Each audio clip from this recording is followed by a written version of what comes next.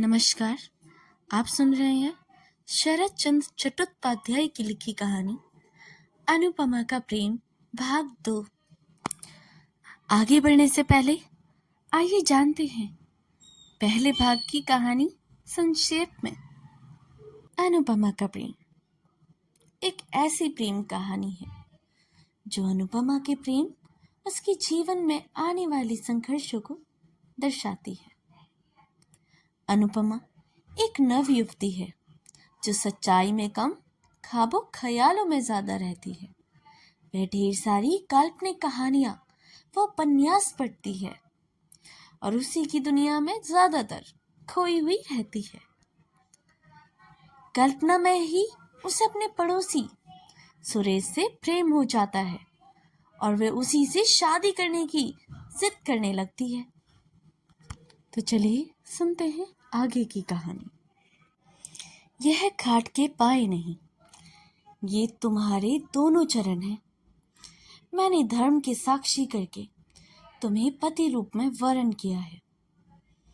इस समय भी तुम्हारे चरणों को स्पर्श करती हुई कह रही हूँ, इन संसार में तुम्हें छोड़कर अन्य कोई भी पुरुष मुझे स्पर्श नहीं कर सकता।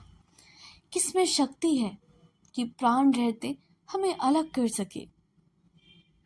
अरे माँ, जगत जननी, बड़ी बहू चित्कार करती हुई दौड़ती हुई बाहर आ पड़ी। अरे देखते हो नंद रानी कैसा ढंग अपना रही है। देखते देखते गृहिणी भी दौड़ आई। बहू रानी का चित्कार बाहर तक जा पहुंचा था।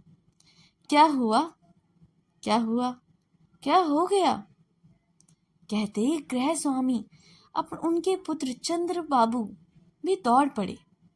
कर्ता गृहिणी, पुत्र वधू और दास दासियों से भी क्षण भर में घर में भीड़ हो गई।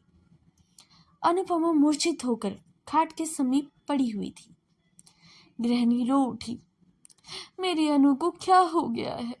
डॉक्टर को बुलाओ, पानी लाओ, हवा करो इत्यादि। इस चित्कार से आधे पड़ोसी घर में जमा हो गए। बहुत देर बाद आंखें खोलकर अनुपमा धीरे धीरे बोली, मैं कहाँ हूँ? उसकी माँ उसके पास मुंह लाती हुई स्नेहपूर्वक बोली, कैसी हो बेटी? तुम मेरी गोद में लेटी हो। अनुपमा दीर्घ निश्वास छोड़ती हुई बोली, धीरे धीरे बोली, ओह, तुम्हारी गोद में हूँ।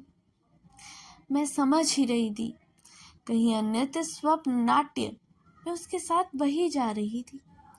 पीड़ा विगलित अश्रु उसके कपोलों पर बहने लगे। माता उन्हें पोंछती हुई कतार स्वर में बोली, क्यों रो रही हो बेटी? अनुपमा दीर्घ श्वास छोड़कर चुप हो गई। बड़ी बहू चंद्र बाबू को और बुलाती हुई बोली, सबको जाने को कह दो। नंद रानी ठीक हो गई है। क्रमशः सब लोग चले भी गए। रात को बहू अनुपमा के पास बैठकर बोली, ननद रानी, किसके साथ विवाह होने पर तुम सुखी हो पाओगी? अनुपमा आंखें बंद करके बोली, सुख दुख मुझे कुछ नहीं चाहिए, वही मेरी स्वामी है। सो तो मैं समझती हूँ, परंतु वे कौन है? सुरेश, मेरे सुरेश। सुरेश? रखाल मजूमदार के लड़के? हाँ, वे ही। रात में ही गृहिणी ने यह बात सुनी। दूसरे दिन सवेरे ही मजूमदार के घर जा उपस्थित हुई। बहुत सी बातों के बाद सुरेश की माता से बोली, अपने लड़के के साथ मेरी लड़की का विवाह करा लो। सुरेश की माता हंसती हुई बोली, बुरा क्या है? बुरे भले की बात नहीं, विवाह करना ही होगा। तो सुरेश से एक बार पूछा, वह घर में नहीं है, उसकी सम्मति होने पर पति की असहमति नहीं होगी। सुरेश उस समय घर में रहकर बीए की परीक्षा की तैयारी कर रहा था। एक क्षण उसके लिए एक वर्ष के समान था। उसकी माँ ने विवाह की बात कही, मगर उसके कान में नहीं पड़ी। गृहिणी ने फिर कहा, सुरो, तुझे विवाह करना होगा। सुरेश मुंह उठाकर बोला, वह तो होगा ही, परंतु अभी क्यों? पढ़ने का समय यह बातें अच्छी नहीं लगती। गृहिणी अप्रभित होकर बोली, नहीं नहीं, पढ़ने के समय क्यों? परीक्षा समाप्त हो जाने पर विवाह होगा। कहाँ? इसी गांव में जगबंधु बाबू की लड़की के साथ। क्या? चंद्र की बहन के साथ, जिसे मैं बच्ची कहकर पुकारता हूँ। बच्ची कहकर क्यों पुकारेगा? उसका नाम अनुपमा है। सुरेश थोड़ा हंसकर बोला, हाँ हाँ, अनुपमा? दूर वह, अरे दूर, वह तो बड़ी कुस्तियत है। कुस्तियत कैसे हो जाएगी? वह तो देखने में अच्छी है। पहले ही देखने में अच्छी हो। एक ही जगह ससुराल और पिता का घर होना मुझे अच्छा नहीं लगता। क्यों? उसमें और क्या दोष है? दोष की बात का कोई मतलब नहीं। तुम इस समय जाओ। माँ, मैं थोड़ा पढ़ लूं। इस समय कुछ भी नहीं होगा। सुरेश की माता लौट कर आकर बोली, सुरु तो एक ही गांव में किसी प्रकार भी विवाह करना ही नहीं चाहता। क्यों? सो तो नहीं जानती। अनु की माता मजूमदार की गृहिणी का हाथ पकड़कर कतार भाव से बोली, यह नहीं होगा बहन, यह विवाह तुम्हें करना ही पड़ेगा। लड़का तैयार नहीं है तो मैं क्या करूं? बताओ। ना होने पर भी मैं किसी तरह नहीं छोड़ूंगी। तो आज ठहरो, कल फिर एक बार समझा देखूंगी, यदि सहमति कर सकी। अनु की माता घर लौटकर जगबंधु बाबू से बोली, उनके सुरेश के साथ हमारी अनुपमा जिस तरह विवाह हो सके वह करो। पर क्यों? बताओ तो। राम गांव में तो एक तरह से सब निश्चिंत हो चुका है। उस संबंध को तोड़ दे। क्या कारण है? क्या कारण है? लड़का, कुछ नहीं, परंतु सुरेश जैसा रूप गुण संपन्न लड़का हमें कहाँ मिल सकता है? फिर मेरी एक ही तो लड़की है, उसे दूर नहीं ब्याहूंगी। सुरेश के साथ ब्याह होने पर जब चाहूंगी तब उसे देख सकूंगी। अच्छा प्रयत्न करूंगा। प्रयत्न नहीं, निश्चित रूप से करना होगा। पति नथ का हिलना टुलना देखकर हंस पड़े। बोले, यह नहीं होगा जी। संध्या के समय पति मजूमदार के घर से लौट कर आकर गृहिणी से बोले, वहां विवाह नहीं होगा। मैं क्या करूं? बताऊं। उनके तैयार न होने पर मैं जबरदस्ती तो उनके लोगों के घर में लड़की नहीं फेंक आऊंगा ना। करेंगे क्यों नहीं? एक ही गांव में विवाह करने का उनका विचार नहीं है।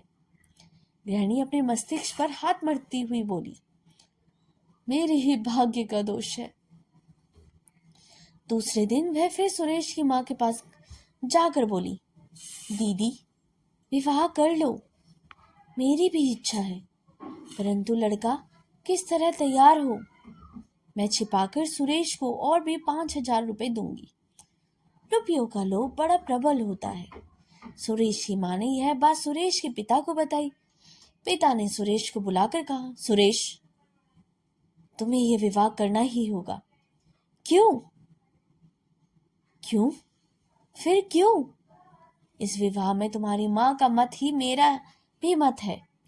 साथ ही साथ एक कारण भी हो गया है। सुरेश सिर नीचे किया हुआ बोला, यह पढ़ने लिखने का समय है, परीक्षा की हानि होगी। उसे मैं भी जानता हूँ बेटा। पढ़ाई लिखाई की हानि करने के लिए तुमसे नहीं कह रहा हूँ। परीक्षा समाप्त हो जाने पर विवाह कर लो। जो आज्ञा। अनुपमा की माता की आनंद की सीमा न रही। फौरन यह बात उन्होंने अपने पति से कही।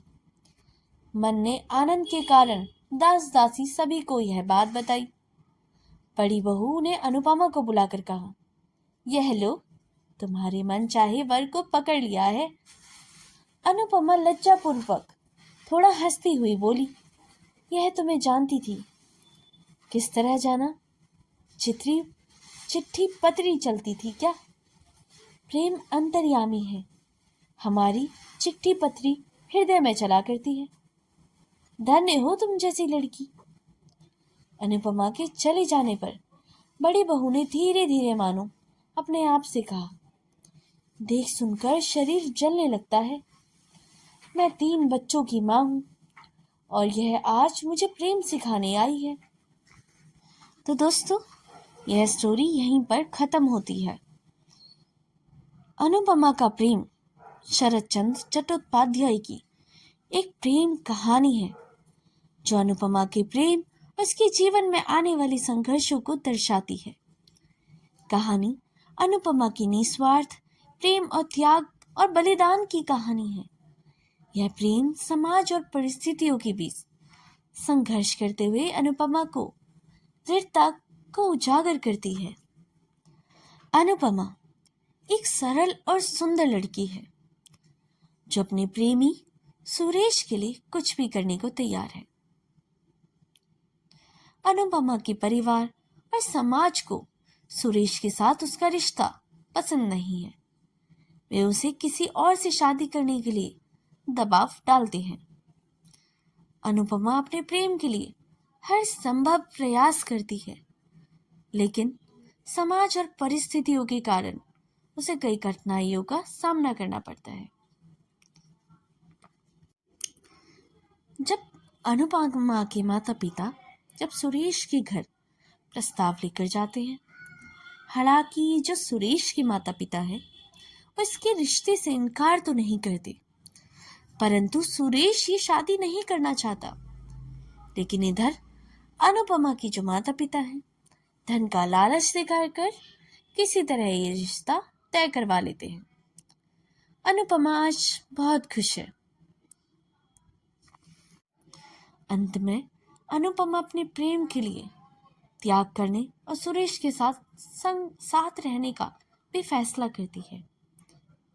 तो ये कहानी का निष्कर्ष यह निकलता है कि जो कहानी है उसमें प्रेम, त्याग और बलिदान की शक्ति को भी दर्शाती है। यह दिखाती है कि सच्चा प्रेम जो है सामाजिक दबावों को भी पार कर सकता है। तो कहानी सुनने के लिए बहुत बहुत धन्यवाद। कहानी अच्छी लगी हो तो इसे आप खुद तक ही ना रखें, अपने मित्रों परिवारजनों के साथ शेयर कर सकते हैं। और चैनल अभी तक सब्सक्राइब भी नहीं किया तो इसे सब्सक्राइब ज़रूर कर लें और इसके साथ लगे हुए बेल आइकन को भी प्रेस करें ताकि जो मेरे द्वारा लाई गई वीडियो का नोटिफिकेशन हो वो आप तक हमेशा मिलता रहे। तब तक के लिए धन्यवाद।